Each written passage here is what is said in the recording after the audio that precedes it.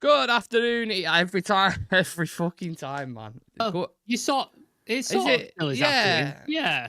6 Yeah. o'clock, I would say, is evening. So you're all Okay, right so now. we're still technically afternoon. I'll get away with it this time. People know what I meant. Hello, everyone. Welcome to the Transfer News Show. We're going to be talking about Alejandro Garnacho. A lot of heat around him at the moment. A lot of heat around Ruben Amorim. If you look at the TVs around Old Trafford, that's an interesting situation that we're going to discuss. Luke Shaw is back for the 500th time. Let's see if he can stay fit for 1 or 2 days. And INEOS making more cuts, would you believe it, Sam? The absolute cheek of him. Yeah, we're going to dive into that story as well. That was a bit tongue-in-cheek, but we'll dive into the specifics. And then, yeah, but obviously the main story... Well, there's 2 big stories coming out today. One is with Garnacho, so maybe we'll kick it off with that, and then we'll discuss the Amorim thing in depth. But we've had Melissa Reddy coming out from Sky, we've had Alex Crook coming out from TalkSport. Make of that what you will. And both of them are saying Napoli are expected to accelerate their interest in Alejandro Garnacho. Their initial approach, which was just shy of £40 million, was knocked back, and they think United want to do business around £60 million mark, and it's becoming more and more open to the possibility of him leaving. And there's a lot more kind of journalists reporting that it's very likely that he's going to leave in January, which is, it's got 100 miles an hour really at the moment. Alex Crook also reporting that Garnacho's reluctantly coming around to the idea of leaving, but he has major doubts about his role in Ruben Amorim's 3-4-2-1 system and doesn't feel like he'll get basically a position in there. Thing is, with Chelsea being linked as well, Sam, in this situation, you do not want to sell him to a Premier League club, do you? No, but where does he play for Chelsea? It's weird, isn't it? Do you know what I mean? Where does he play? They've got Neto, they've got Sancho, Madueke, Palmer can play there. I don't understand where he plays. Unless they're just literally buying him because they think they can flip him for a profit in a couple of years, loan him out or whatever. I don't know. Maybe that's what they're thinking. But yeah, it's a weird thing that Chelsea are in for him because it just doesn't seem like there's a place for him. Napoli, it makes sense. They've just sold Kvaratskhelia, so they have a spot open that they need to fill. So that makes sense. So yeah, it's a bit weird that Chelsea are in for him. I've seen a lot of Italian journalists sort of on it as well. Alfredo Padula has been talking about similar things, saying there's a meeting today. Yeah. Matteo Moreno has been talking about it. Gazzetta Italia has been talking about it. So it seems like there is something in it because it's not just one account. Everybody's talking about it. So I would prefer him to go to Napoli, but it seems like they're not willing to pay the money that we want for him. So it's a tricky situation. I thought about this and I thought, I agree with you. I would choose Napoli. You've got a title contending team. You're going to get consistent game time. They'll be whispering things like Maradona, Lavezzi, Higuain, all these kind of South American attacking players that have been successful there. That side of it, that is why I would go there. But then I'm thinking, he's just had a little boy, hasn't he? I think it might be a girl. Apologies. He's had a kid. Maybe it's a location thing. Staying in England would be easier. It's staying in the Premier League, but like you said, Chelsea is stacked with wingers. I don't understand it. Now I was listening to what's his name? I was just say Jason Wilcox then. Alcott. What's James Alcott? Is it James Alcott? Yeah, James Alcott. Yeah, and he brought something up. I don't know if you saw it about what Todd Bowley's doing with buying players and selling, and went into a really deep dive about it. I'd implore anyone to go check it out, genuinely, if you haven't seen it. But I'm saying that it's an absolute genius move. Apparently, these things that he's doing. That's the model that Chelsea are doing as a club, because I think most owners know if you own a football club, you're probably not going to make a profit. Just because of the way football clubs are. You're spending a lot of money on transfers, spending money on training up grounds. Especially if you want to win trophies, you have to spend money. So at the end of the day, it is a loss earning exercise. You're kind of in it for vanity or some sort of boost or some sort of whatever it is. You're not in it to make money. If you want to make money, go buy another business because football's not the one.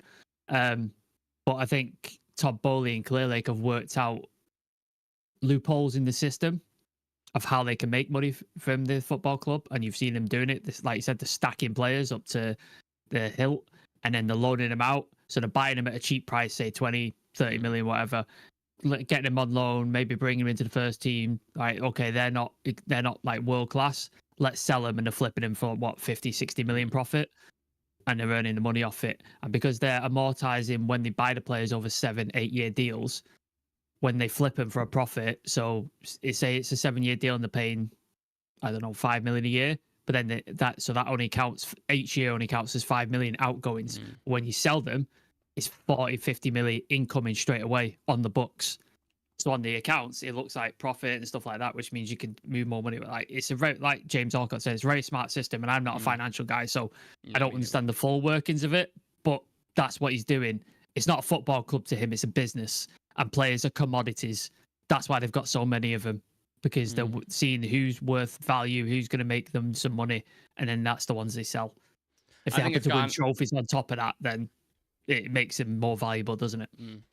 I think if Garnacho does go to Chelsea, I think that would kind of show, because I don't think you really have any ambition if you go there. If you've seen the players that are already there that are not getting game time, there's honestly about 8 wingers there. So you go in there as like, okay, I'm going to get paid well, I can stay in England. Napoli's the better opportunity, man.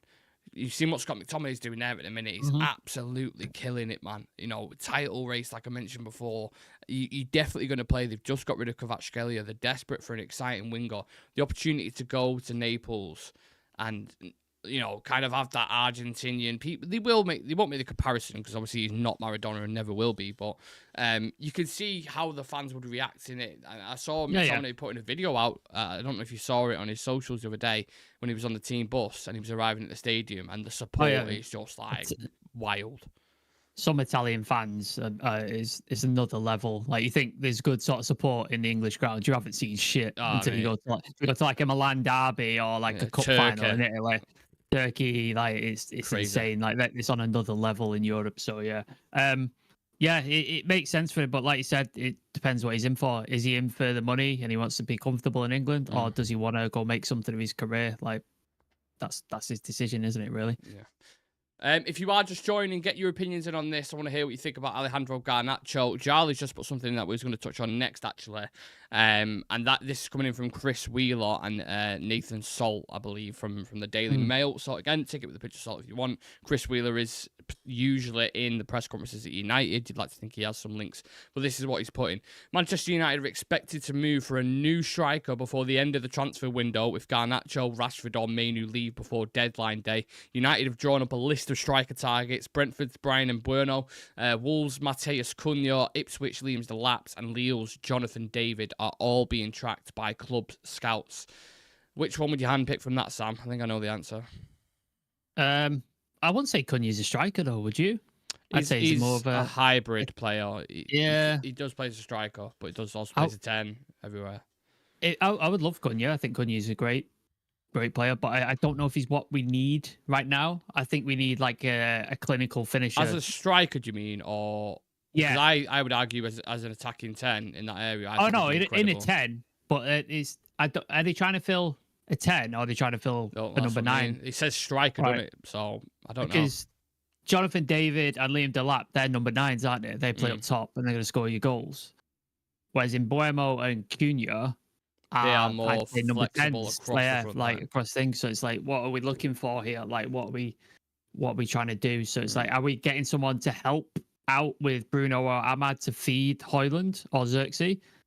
Because Xerxes one of those guys as well. He's similar to Mbeumo and Cunha, isn't he? He's within that mold, I would say, like the 9.5 playing further back. Yeah. Not as players, they're not similar, but no, but as in position-wise, yeah. So it's like that seems like two different sort of player profiles for me, to be honest. So I think Jonathan David, I don't rate him. I don't know about you, but just I don't rate him. Delap is very, very young. Do you want another young striker that we still have to wait for to develop? Good. He's very good, but we're going to have to wait for it, and we've already got that with Højlund. And Mbeumo and Cunha are the ones I would look at. They'd be the two that I'd go after. And apparently Cunha hasn't signed his new deal yet. Because apparently everyone was saying he has, but apparently he hasn't. No. So it could be available for a cheaper price and then before he signs that deal. So that could be a chance, especially if they go down as well, if they get relegated. Could be even more interesting. But yeah, Mbeumo and Cunha would be ones I'd be looking at. Just on Cunha's situation from now to the end of January, I think Romano said it's one to watch. New deal, like you said then, Sam, not formally signed as they've reported 2 days ago. Club showing interest. Arsenal still keen as well. And you also had, I don't know if anyone watched it after the Chelsea game last night, there was some comments from the coach, Vitor Pereira, about him, and I had to look up to see what he said. He said, next time I won't understand. I don't like this body language from Cunha. I want someone as a captain trying to help the team, running, suffering, and fighting all together. But this is something I can understand. Next time I won't. That's what he said about Cunha. They're quite strong comments from the manager, aren't they? Yeah, it's like, is that the sort of player profile we want to bring to the club? Another guy with an attitude problem. He thinks he's bigger and better than the club. Is that the sort of personality? I do really like him, though. I know he's a great player. He's fantastic. But again, how many times have we had really good players and they've come in with attitude problems and it's been a problem? Like, it's happened quite a lot. And none of them are at the level that they should be to have that attitude problem. They aren't Cristiano Ronaldo. Like, you can't have that attitude problem. You're not that good. You haven't won shit. So I think, yeah, that's a bit of a worry. And Buemo seems like a really good option. Is he out of contract this year? 2026, I think it is. Okay. So he's got a year left, year and a half left. Maybe you could do a deal there. Maybe there's a deal to be done. He deserves to step up. He's 27, Prem proven. Would he go mid-season, you think? I think it depends. If he's sold the project by Amorim, if he's like features a big piece, and you're going to be the guy. Yeah, but like Brentford, aren't they? They're only going to hit a certain limit. They're not going to go further than what they are, unless a major owner comes in and just sort of pumps a load of money into them. They have a ceiling, don't they, Brentford, because they can only spend so much. United are trying to get back to the top, so whether that happens or not is like, I don't know. Like, but that's the aim for United. Like, we need to get back up to compete for trophies. So does he see with Amorim that be a possibility? With Brentford, it's probably less of a possibility, but it's comfortable, steady, and the fans love you. So it's like, yeah, it's difficult to sell United to any player at the minute, isn't it? Really? Yeah, especially with everything that's ongoing. I mean, we're hearing of reports of bust-ups in the dressing room, Amorim smashing TVs. We had Laurie Whitwell coming out today, saying that it was in the wrath of his furious critique of the players' performances after the 3-1 defeat to Brighton. There has been a TV that's been smashed, apparently. So should we now rename the hairdryer the broken TV, Sam? Yeah. Is that why we're selling Garnacho to pay for this TV? Yeah. That'd be, Ratcliffe's going to be fuming. He's going to have to fucking buy a new TV now. Talk about making cuts. Jesus Christ. I'm going to have to buy a TV now, for fuck's sake. That's going to add on to the list of things, which we'll get onto later as well. But yeah, he's obviously livid in here. Yeah. Do you know that like they replaced the bonus with like a 60 quid M&S voucher? So it's probably a massive TV screen. You'll probably come back in it. It'll be like a TV about this big. Really small sort of thing. Old school 90s kind of computer monitor. Just in the corner. Lads, it's cuts. No HD. Just go back to SCART leads. Yeah. You got to like hit it on the side to get the fucking signal out of it. Yeah. I can believe it after seeing the performances that United have been putting in recently. Yeah. Like, if I was in that dressing room, that TV wouldn't be still on the fucking wall. Like, I would have ripped it off the wall and chucked it at somebody. I saw the article as well. Apparently, it was like reminiscent of Fergie's hair dryer treatment.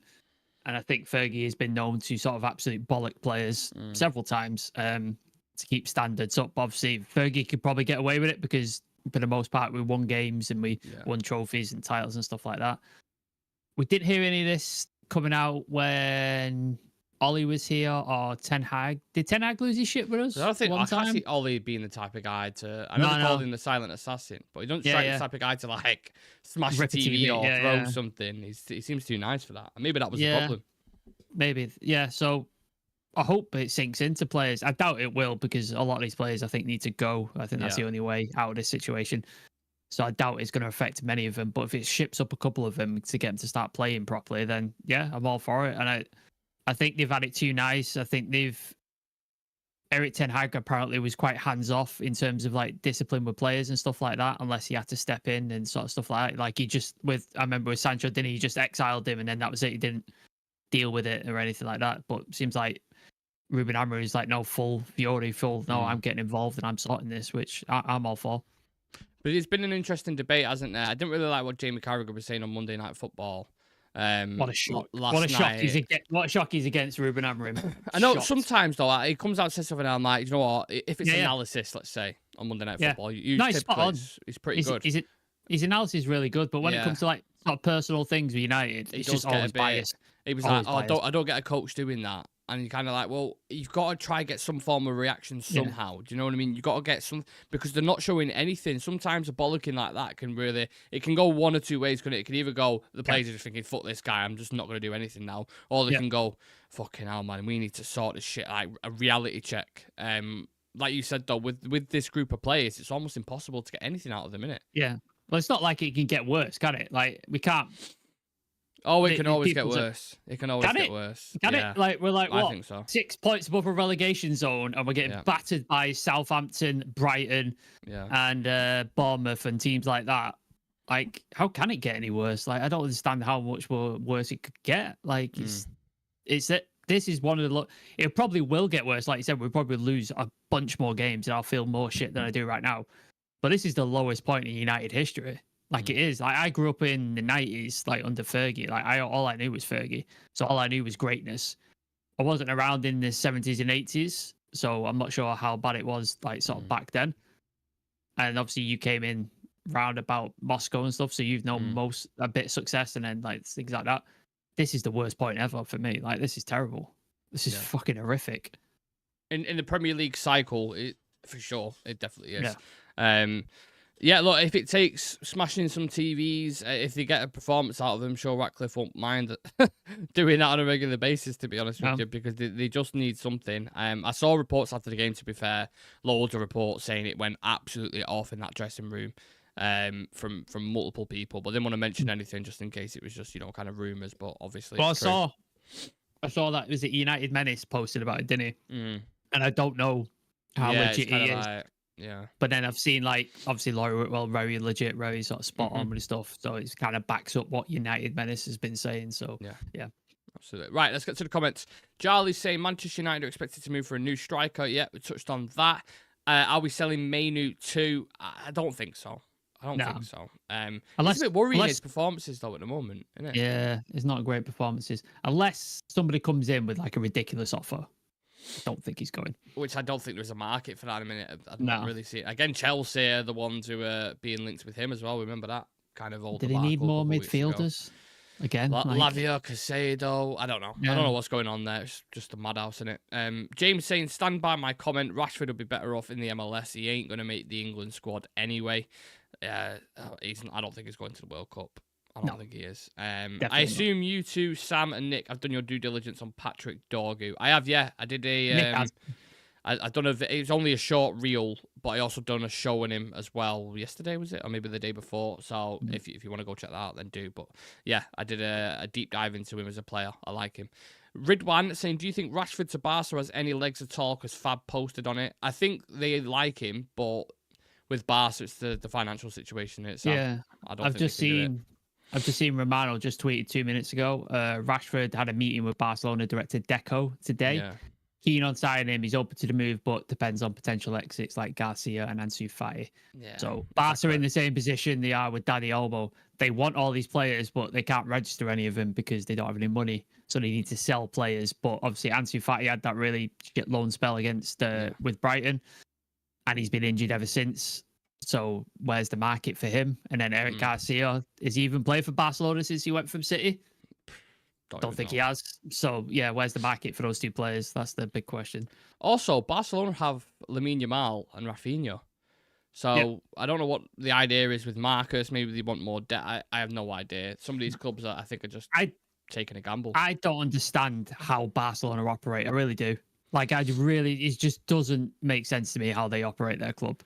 Hansi Flick, great coach, and they've got some really good players. But as a club, they operate in the batshit crazy. Like it's so mad. Really are. If they was in the Premier League, they'd already be in the Championship by now. They'd be like fucking administration every single year. They would. Like it's ridiculous. Charlie's just said they'll increase the ticket prices to 76 to replace the TV. Yeah, there you go. Yeah. You don't have to do it literally 50p or something, wouldn't it, to be fair. These players have never been scolded before. This is a first for most of them. It's about time they got yelled at. 73.4k people watched that disgrace and paid £66 per seat. Lumen in the chat saying big up. And Lucky Singh saying Patrick Dorgu, Robertson in. I hope you're not on about Andy Robertson from Liverpool, in which case he's fell off a cliff. I was gonna say, and he's a Liverpool player, so that ain't gonna go well at United. Robinson, does he mean maybe? Maybe, yeah, Robinson. Yeah, I think he definitely does mean him. I'm a big fan of Robinson. He'd be my number one choice, so I'm absolutely for that. Whilst we're on the topic of left back, Sam, Luke Shaw is expected to return to United's first team training at the end of this week, pending a positive outcome of an assessment on Wednesday. More returns in DPD at this point, innit? Do we bother even exploring this? I don't know. No, because how long is he going to be fit for? Honestly, at this point. Let me ask this then, hypothetical question. If he was fit, would you start him, and where would you start him? Well, he'd be your left wing back, wouldn't he? I don't know. I'd prefer him at left centre back. I mean, he works there as well. But would you prefer him at left wing back? Left wing back, because I don't think we have anybody who's like legit good at it. Dallo, not good at it. Mazraoui, too defensive minded. Whereas Shaw gets forward, he's used to doing that, like as a fullback. So I think he could work quite well in that system. I think he used to be a winger back in his in Southampton's academy. I'm pretty sure he used to be a winger.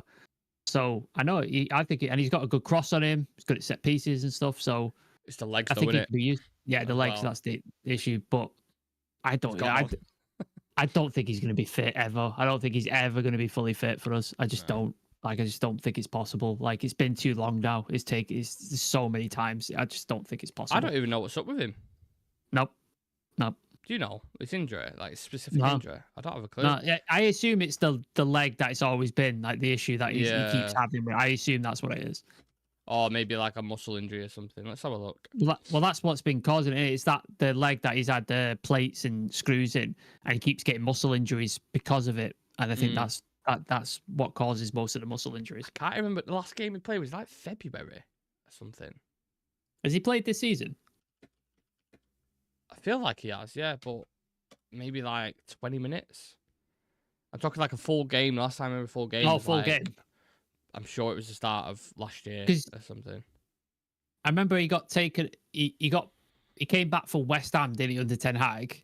Yeah. And he lasted about 20 minutes and went off. And then he was gone the whole time, and then ended up going to the Euros, played in the final, came back to us, and he was in pre-season and all of that. And then how many games did he play before he was out? So and then each sort of international break, they were like, oh yeah, he's going to be back after the international break, didn't they? Yeah. He's looking at his injury record now. That is fucking atrocious. Just on the first page. Unknown injury, calf injury, knee injury, muscle injury, thigh problems, muscle injury, unknown injury, leg injury, coronavirus, hamstring injury, head injury, hamstring injury, ankle injury, muscle injury. That's the first page.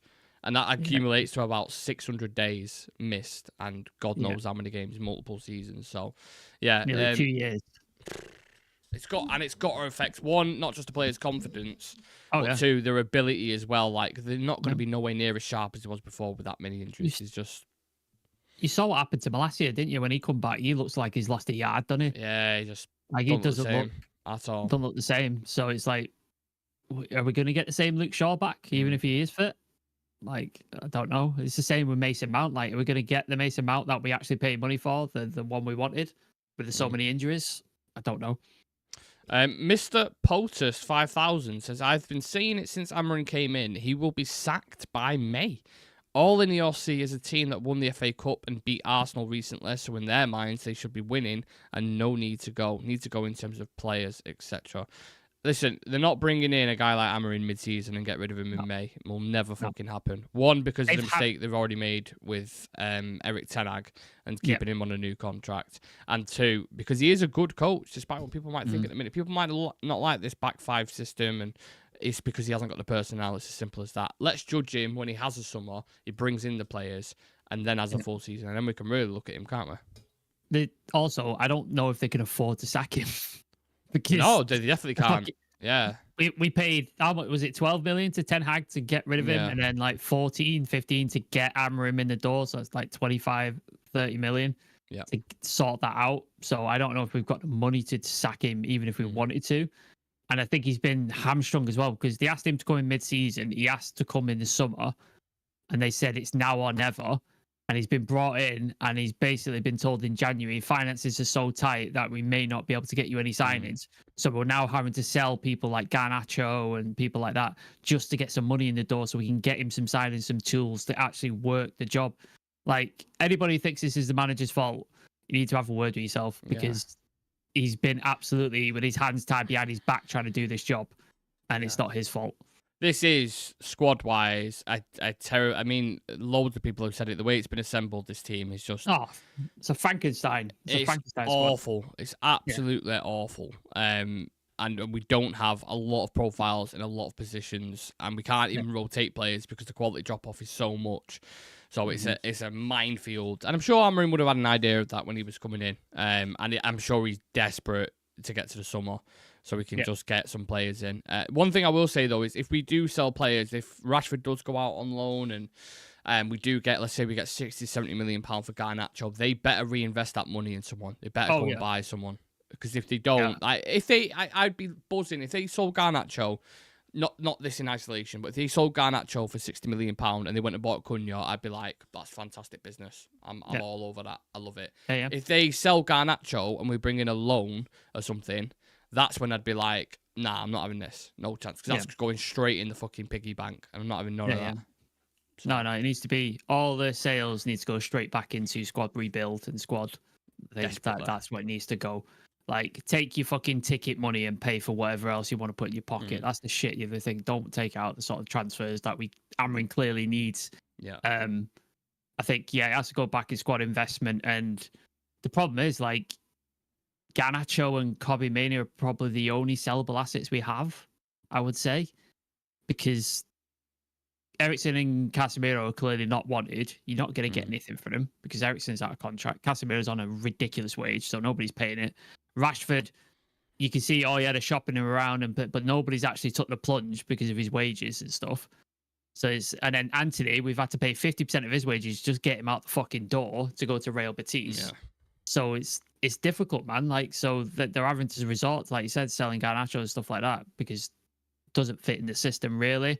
He's young enough. It's pure profits. He's an academy player, so it sort of ticks all the boxes. But this is because of the Glazers. We're in this position because of the Glazers, not because of INEOS. People blaming INEOS. Why are they selling Garnacho? Because the Glazers have fucked the club financially into the ground. That we're in this position now, and there's PSR rules added on top of it. This is what we have to do now. Like, this is the situation. Yeah, this kind of segues perfectly into the last topic, to be fair, about INEOS making more cuts. But just before I do that, if you want to check out our preview, we're going to do it at 7 o'clock. It's me and Chive going through the Rangers preview. Obviously, we play on Thursday night at Old Trafford. So it'd be nice to see as many of you in there getting your predicted 11s, joining in the quickfire questions and all that kind of good stuff that we usually do. So please do come and join us. Literally just over an hour's time at 7 o'clock. We'll be live for that. But yeah, just the last story coming in. INEOS are making more cuts, ambassadors and obviously legends, Bryan Robson, Andy Cole and Denis Irwin, to have their salaries significantly reduced to free up funds. Apparently looking into everything to free up funds for the first team and stadium, etc, etc, etc. Do you think INEOS, just in your opinion, Sam, do you think they need to make these kind of decisions, or do you think it's more a case of penny pinching? Like, do you think they're looking at this as like, we have to do this? I think they're looking at every single option possible to try and save some money somewhere. And like we said, it's marginal gains. So they're trying to pinch a little bit here, pinch a little bit there, pinch a little bit there. I think, obviously, that in our heads, we're like, well, why don't you get rid of the players like Rashford, like Casemiro? That'd save you, what are they on, 300 odd K a week? So that's 600K plus a week. So that's a couple of million a month. Like, that's what you could save immediately rather than charging 66 quid to people for a ticket. Or I saw that story about the guy with dementia and because he couldn't use the phone with the QR code, and they took his season ticket off him and stuff. Shit like that. And they sold it on, didn't they? I think he has got it back now, luckily, which is great. Correct. But shit like that, it's just like, it's so ridiculous. And then, like, cutting Fergie's salary, I'm sure he's all right for money. Do you know what I mean? I'm sure he's not going to be suffering financial poverty. Like, I'm sure he's going to be all right. But the charity thing, that was weird. Like, cutting money from a charity, like a charity foundation. Like, do we really need to do that? Do you know what I mean? Like, okay, no. Fucking Ebenezer Scrooge going like, poor people just need to go die and decrease the surplus population. Like shit like that annoys me. Like cutting salaries of like United ambassadors and stuff like that. I get it because Andy Cole, Denis Irwin and stuff, they've all made their money. I think they'll be okay money wise. Like it's fine. Cutting the charity money and the ticket pricing, they're the two things that I have an issue with. I think that's disgusting. They're the really disgusting things. Everything else is kind of like, that's what happens in business, doesn't it? They cut people's salaries, they do this and stuff like that. But charity donations should never be one of the first things to go. That should be kept in because that's an important part, and it helps a lot of people, helps kids, helps like former sort of youth players and stuff like that. And then ticket prices in this economy where people are struggling to pay bills, gas, electric, jobs are being cut everywhere else, and then you're rocking it up so families now can't go together because if a parent wants to take two of his kids to the game, it's going to cost him over 300 quid. So it's just the shit like that gets on my, like, really doesn't look good from a sort of fan perspective. I saw a packet. Would you call it a packet of butter? Is that the correct terminology? Yeah. Packet of butter. Or a tub. Packet of butter. A tub is better. Yeah, a tub of butter the other day in Asda on sale for £6.35. That's on sale. That's not a sale. That on sale. I was like, oh my god! I'd hate to see what the real price is. Have you seen the ones in the security boxes where they're locked? You have to go get them unlocked. Security tags on butter. That's mad. That's the world that we're living in at the minute. It's just madness. I wouldn't be surprised if they changed up the butter at Old Trafford as well, to be fair, just to make some cutting costs there. But if you get panini, you want butter on it, that's an extra £4, mate. Yeah, you want butter on it. Yeah. It wouldn't surprise me. Who was the story with someone with tomato sauce? They're taking away the tomato sauce. Remember? Have they taken away the tomato sauce? Someone done that. No, I don't think it's Amorim who's coming and done it. There was a manager who came in. It might be Capello at England, I think it was. And I can't remember who it was. The player was talking about it. I was laughing my head off. And he was saying he always had red sauce on his sausage butter in the thing or whatever it was. And then they took it away. When Capello came in, he took all the condiments away, like salt and sauce, and he was just like fuming for weeks. I was laughing my head off. I can't remember what player it was, but it was hilarious. I remember. Do you remember Ronaldo came in and he didn't have dessert, so everybody refused dessert? In the United canteen. Yeah. And everybody's looking at what he's eating. And like, what's he got? What's he eating? Yeah. I remember that. Oh my God. Stories that come out of United, honestly. Just to play devil's advocate on this, just the last question.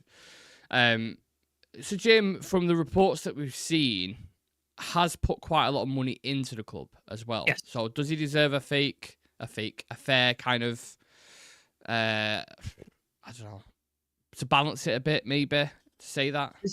There's definitely balance. Like, he's put more money into the club than the Glazers ever have, because he's actually put money into the club rather than taking money out of the club, which is all the Glazers ever done. Like, all the people go, the Glazers have spent money. They haven't. They spent our money that the club makes. Club makes money. Drained us is what they've done. Yeah. Like, this is not like a Roman Abramovich situation or a Saudi situation where they come in and they put money in and they spend money. Like, Glazers have never done that. We've spent the money that we've earned because we're one of the biggest clubs in the world and our reach is massive. That's where we earn money. Like, that's brand deals, ticket, merch, all that sort of stuff. That's where that comes from. So people who said the Glazers spent money, they haven't. So Jim has actually put money into this club. Like, what was it? Is it 250 million, 300 million? I think it's getting to that mark, yeah. Something around that. But then is that equity that he gets back? So I think he originally bought like 24.5%. That's got like 28 and it's 28% around that now. So he's got an extra sort of 3% out of it. So he has put money into the club. Obviously he's trying to do the stadium thing as well. Like, I don't know how they're going to pay for that. Like, if they ask the fans to pay for that, I'm going to be furious. So there's obviously that. And then obviously he's trying to get Amorim the tools to get players and stuff like that. But obviously he's not restricted because we're not restricted because we can't get access to money, because we could, but the PSR rules that are in place means we can't do what we should be able to do, as in credit and stuff like that and moving shit around. We can't do that. So that's what's basically double hamstringing him, because if we didn't have the PSR rules, I'm sure there'd be ways around it. I'm sure City have definitely done it. So that's another issue. But yeah, he's put more money in the club than the Glazers ever have, so he's got to get credit for that. He's shown up at more games than the Glazers ever have. He's been to the low bar, though, isn't it, Sam? Yeah, oh yeah, it's the bars on the floor, Yeah. the Munich Memorial and stuff like that. So easy tapping wins, Yeah. obviously, but he should get a little bit of credit. But I still think he should be criticised for some of the decisions he's definitely made. Just the last couple of comments. McCrocker saying 14-inch portable with a built-in VHS player. Yes, yes. Check this name out. I like this. Chad Van Nierkerk. How does Cobby look last? He was impact player against City and he's 19, but you guys always bring up Garnacho age to defend him. How does he look last? I don't get that question. Lost. I think we said he looked lost. Oh, he does look lost at the minute. If you've watched him in the team, he looks fucking miles off it. It's not. That's just an assessment based on the eyes. I don't know what games you've been watching if you don't think he looks lost at the minute. He's still a very talented boy. But he's struggling at the minute. That's fine. Young players do that at times. Fine94 says sell Cobby and Garnacho, better players out there. That's quite cutthroat. So answer me this: if Man United lose the next 5 games, they'll still stick by him. Pretty sure. Yeah, I'd be pretty confident that they would, 100%. And also, wouldn't be surprised if we lost the next 5 games. Genuinely. If we lost the next 5 games, I think as long as United don't get relegated, which I don't think we will, he'll stay because there's no way of salvaging this season at this point. Yeah, right. We're not getting top 4. We're not getting top 6. I'd be surprised if we get into the top 10. To be honest with you, so it's already fucked. So that's why it is. Yeah. Sell Cobby's the worst hot take going. That's from Alex.